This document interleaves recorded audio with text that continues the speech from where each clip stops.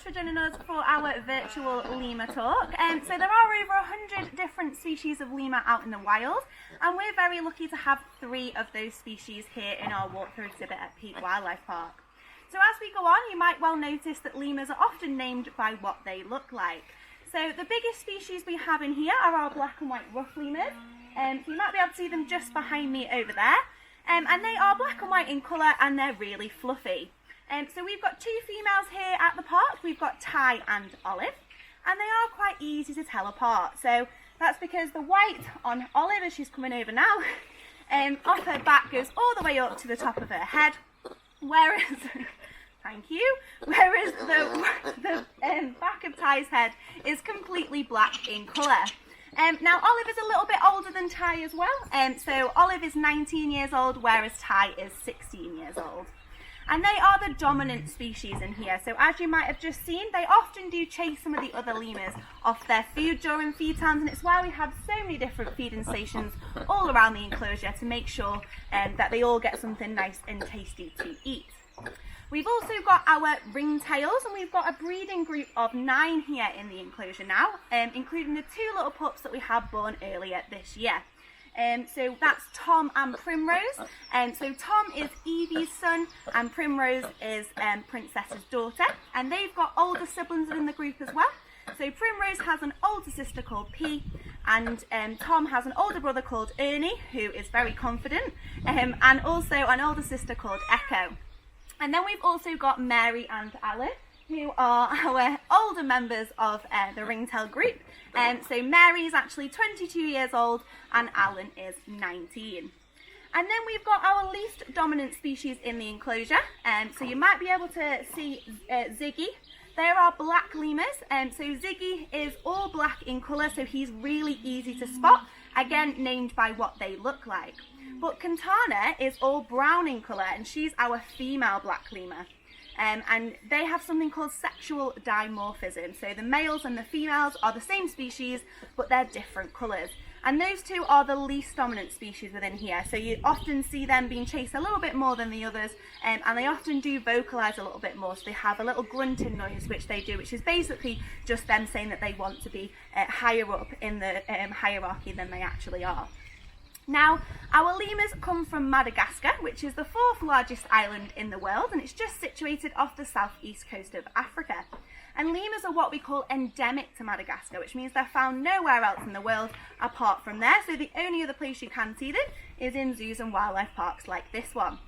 Now, lemurs are very highly social animals, and they live in groups called a troop, which can have 30 plus individuals in it. And you'll often see them doing lots of different social things. So they'll call to each other, they'll be grooming each other, and they'll also be playing with each other and play fighting with each other as well.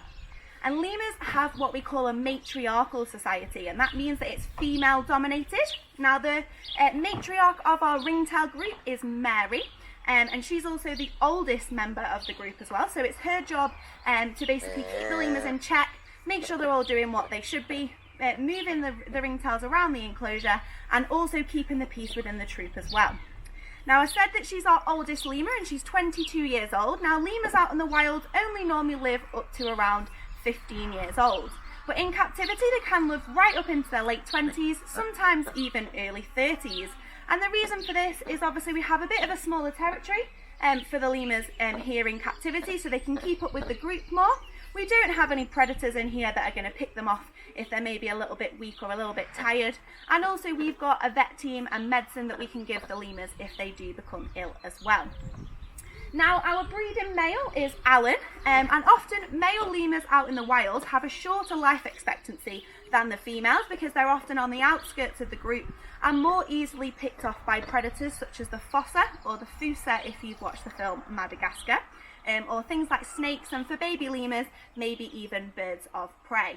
And that's because, like I say, they're right on the outskirts of the group because they're not in favour with the females. So even the highest ranking breeding male is still lower ranking than the lowest ranking female. So they're only really in favour with the females during the breeding season, and then once they've done that job, they're back on the outskirts of the group again for safety in numbers. Now, our lemurs are what we call a prosimian. So they are part of the primate family, but they're not a monkey. So prosimian pretty much translates to before monkey. And they haven't really evolved in the same way because they come from an isolated island. And so New World monkeys, like spider monkeys or squirrel monkeys that you might have seen at other parks, they can hang upside down using their tail, and it's what we call a prehensile tail. So they basically use it like an extra limb. Whereas our lemurs, they don't do that, but they do use their tail for balance. So when you're here at the park and you're walking around the enclosure, you might be able to see the lemurs moving across the ropes, and they'll swing their tail from side to side to counteract their body weight. Now, our ringtail lemurs, they also use their tails for something else as well. So I said there was over 100 different species of lemur out in Madagascar, and ringtail lemurs spend a little bit more time on the forest floor than any other species. And when they walk around on the floor, they'll stick their tail in the air, and that means that other members of their group can see where they are. So their tail basically acts as a flag in the long grass, because it's black and white in colour and therefore stands out. Now, research actually suggests that they're able to tell which lemur it is in their troop just by looking at their tail, which is pretty impressive. Now, here at the park, us keepers aren't quite that good. We can't tell them apart by looking at their tails, but we do tell them apart by looking at their faces. So, for example, Alan has quite a dark face.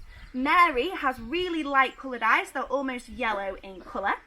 Princess is quite a fluffy lemur and she's got really dark orange eyes, and Evie is quite a slim lemur and she's got quite a dainty little slim face. Now, P and Echo are quite hard to tell apart, along with the two pups. So if you see any members of staff around the enclosure while you're here, please feel free to ask them to point them out to you.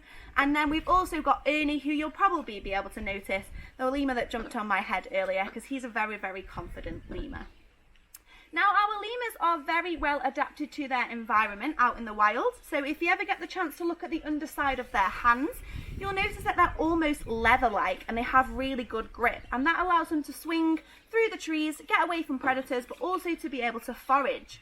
So lemurs out in the wild, they eat the fruits from the trees. Now, you might be able to notice they haven't got any fruit this morning, and that we only feed them on a vegetable-based diet here at the park. Now, the reason for this is because the fruits that we buy in our supermarkets are actually quite high in sugar, so they're not very healthy for our lemurs, and it can cause them to end up with things like diabetes or maybe become obese. So what we do is we feed them a vegetable-based diet which mimics the natural sugar content of their wild diet. So in the morning they get lots of nice and lovely leafy veg, so things like spring greens, lettuce, celery, cabbage, cauliflower, and then their midday feed gets a little bit more tasty. We'll add some carrots in there, maybe some peppers, some cucumber, and then their PM feed is their favourite feed. So they get things like beetroot, which they really love, and also peas and sweet corn, which they really like as well, and also some tasty things like sweet potato and parsnip as well. Now, the lemur's eyes are really important to them as well. So they have really light coloured eyes, so like an orangey yellow, and they also have dark circles around them. And that's really important because unlike us, who eat 3 meals a day and then sleep for 8 hours at night, our lemurs are active throughout the day and also throughout the night as well. So even when we put food out for them, they won't eat everything in one go. They'll go foraging for a little bit, and then they might go for a little nap, which you guys might have seen. They all curl up in a little ball together. And then they'll go back foraging again. So those light coloured eyes allow them to see really well in the dark, so overnight when they're still foraging, and the dark circles around their eyes basically act as built-in sunglasses and allow them to see really well in the light. Now, our black and white rough lemurs, they're a lot more fluffy than the other lemurs that we've got in the enclosure, and that's because they come from a more mountainous area of Madagascar. So they live right up in the tops of the canopies as well, so they're more fluffy to withstand those colder temperatures and that colder air that we have up there. And they also have a really loud territorial call. So if you've been to the park before, you might have heard Ty and Olive do this. So they do it sometimes 3 times a day in the summer, and they're basically telling all the other black and white rough lemurs in the area that this is their territory and to not come near. Now, they think they're doing a great job, but little do they know there's not that many black and white rough lemurs in the Peak District. But they have to be really loud to be able to herd right over the canopies out in those mountainous areas of Madagascar. Now, unfortunately, even though our lemurs are very well adapted to their natural environment, they are now endangered in the wild. In fact, our black and white rough lemurs are critically endangered. And there are a few reasons for this, but the main one is something called deforestation. So you've probably heard about this, cutting down trees to make things like paper and cardboard and furniture for us. So it is really important that we're trying to do something about that, and you guys can directly help our lemurs just from your home. So just by recycling your paper, your newspapers, your magazines, your cards, your boxes off your eBay and your Amazon orders, just by popping those in your recycling bin, you're already lessening the demand on deforestation out in the wild. But also you can look out for the FSC logo, which is the Forest Stewardship Council, and that's on things from sandwich packaging to toilet roll right up to furniture. And it just means that that cardboard or wood or paper that you're buying is coming from a sustainable source, and it's not directly taken from our lemurs' homes, because they really do rely on those trees. It's their main food source. I said to you, they eat the fruits from the trees, but they also eat the leaves, they eat the bark, they even eat the tree sap. And it's also their home and their shelter away from adverse weather and predators as well. So thank you very much for watching our virtual lemur talk, guys. I hope you enjoyed the rest of your day here at the park. And if you do see any members of staff around the park, please feel free to stop and ask us questions. We're always happy to chat to you. Enjoy the rest of your day.